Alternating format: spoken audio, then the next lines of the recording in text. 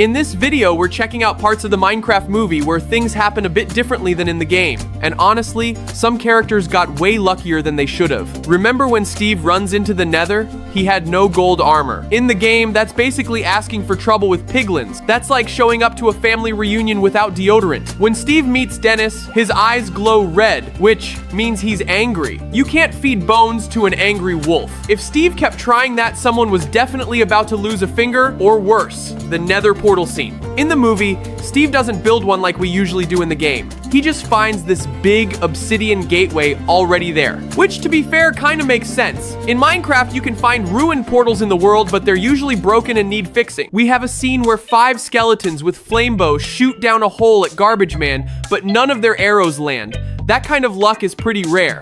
You just know what's gonna happen. If a creeper explodes right next to you on hard mode and you've got no armor, yep, you're toast. Like standing next to a firecracker with a smile, it's not ending well. 6 or 7 zombies swarm Garbage Man, doing, well, you know, trying to turn him into their midnight snack. In the game, that'd be over faster than your phone battery at 1%. Here they fly with elytra through a tiny gap without even looking. In Minecraft, that's a quick way to get squished. Here we see Dennis getting angry at Dawn and Natalie, but in the game, one good hit and he'd be out of there faster than you can like this video. Notice in the movie how creepers take their time before exploding, but in the game, they're way quicker. Vindicators don't care about your music. Unless you're in creative mode, they'll attack immediately. There's a jump that seems a bit too risky, and the jump boost seems a little too much. With Minecraft physics, falling is pretty much guaranteed. Iron golems usually ignore piglins unless provoked, but in the game, they're all out to take down every piglin they see. Flying with elytra was spot on though. Okay, maybe not while being chased by piglins riding ghasts. There's a moment where Henry and the others think they're safe after climbing to the top of a castle. They relax, then zombies suddenly show up. That's because they forgot to do something important. In the game, this happens if you forget to place torches because mobs spawn in the dark. So basically, the movie is showing exactly how Minecraft works. No light means trouble. Now, about the creepers, yeah, they don't behave exactly like in the game. In Minecraft, they sneak up and blow up without warning. But in the movie, they only explode when someone hits them. It's a small change, probably made to give action scenes more control and tension. Still, it's one of those differences that sharp-eyed fans definitely noticed. Let's talk about Steve's chest. He's got a totem of undying in there. If you're not familiar, that's one of the rarest lifesavers in Minecraft. It lets you survive a killing blow, but here's the catch. In the game, you only get it by defeating an evoker in a woodland mansion. In the movie though, Henry takes down an enderman instead. Still cool, but you gotta wonder, what if they actually fought an evoker? That totem could have come into play big time. During Steve's boss fight against Malgosia, he starts throwing eggs. Seems random, right? But there's actually a reason behind it. In Minecraft, eggs can sometimes hatch chickens when thrown. They're not really meant for combat, but those chickens can push mobs slightly and disrupt things just enough to give you a moment. It's a small detail, but it's the kind of thing a longtime player might do just for the fun of it, and the movie worked it in nicely. Toward the end of the movie, you see a scene where they play a made-up game called Block City. At first, it just seems like a throwaway scene, but if you look closer, it feels like a nod to Block City Wars, a mobile game that looks like Minecraft but plays more like GTA. Could be a coincidence, but it feels like a sneaky little inside joke for fans who know both. Then we've got the woodland mansion scene, one of the creepiest places in Minecraft. But instead of an intense battle, Steve and Garrett play the saxophone to distract enemies while Henry looks for the earth crystal. Super random until you realize Jack Black plays Steve, and Jack Black plays sax in real life. It's a nod to Jack Black and a little inside joke for fans who know him outside of Minecraft. 2, 3, mother up. 1, 2, 3.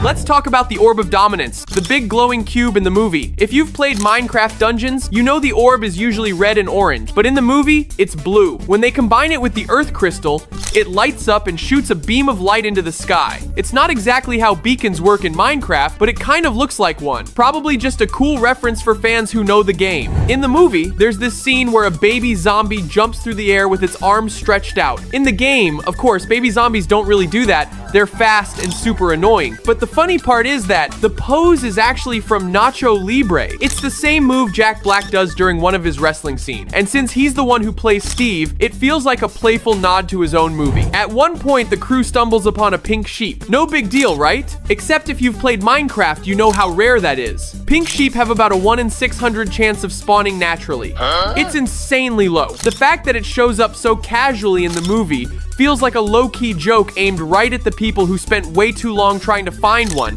During Henry's fight with the Enderman, there's this brief, creepy flash of a Steve-like figure with glowing white eyes. Yup, ladies and gentlemen, that's him, Herobrine, the biggest Minecraft myth. Mojang has said for years that he's not real, even joking about removing him in patch notes. But fans still believe. Maybe he is going to be in the sequel. Midway through the movie, there's a moment where the crew is falling.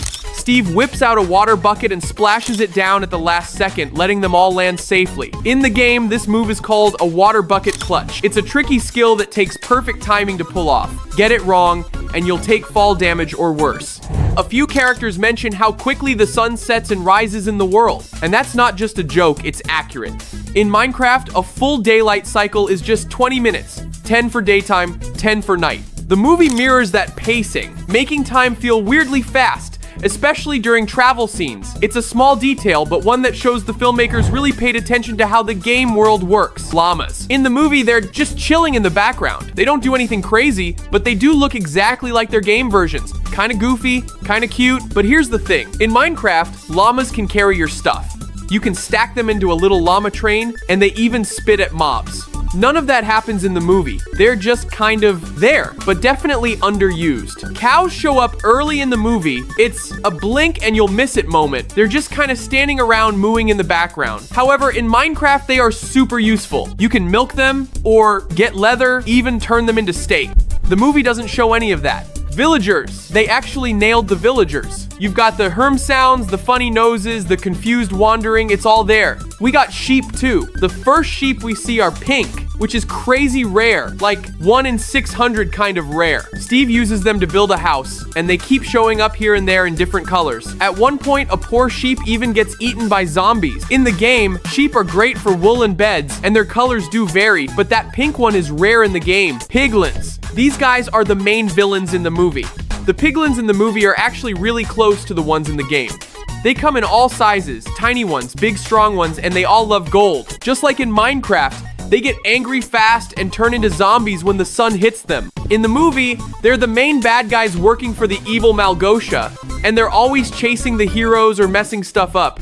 Honestly, they felt just like the game. Loud, mean, and super annoying. We also have Vindicators. Vindicators in the movie show up in the Woodland Mansion, just like in the game. They've got that classic villager look, but way more angry. In Minecraft, these guys walk around with their arms tucked in until you get close, then boom, out comes the axe. Same deal in the movie. They capture Steve and Garrett and throw them into a fight ring. You usually see them in raids or patrolling with other illagers, but here, they're running the whole mansion, the zombies. In the movie, they show up at night. That's pretty true to the game. In Minecraft, zombies spawn in the dark, and yeah, if you're not ready, they'll surround you real quick. But in the movie, they made them way more intense, like these zombies were sprinting like they hadn't eaten in years. In the game, they're slow, kinda clunky, still dangerous, but not that dramatic. Definitely not how they act in Minecraft, the chicken jockey. I think they got this spot on, right? It's fast. Gives you no time to react, just like in the game. It's actually rare, but when it shows up, it's seriously annoying and can catch you off guard.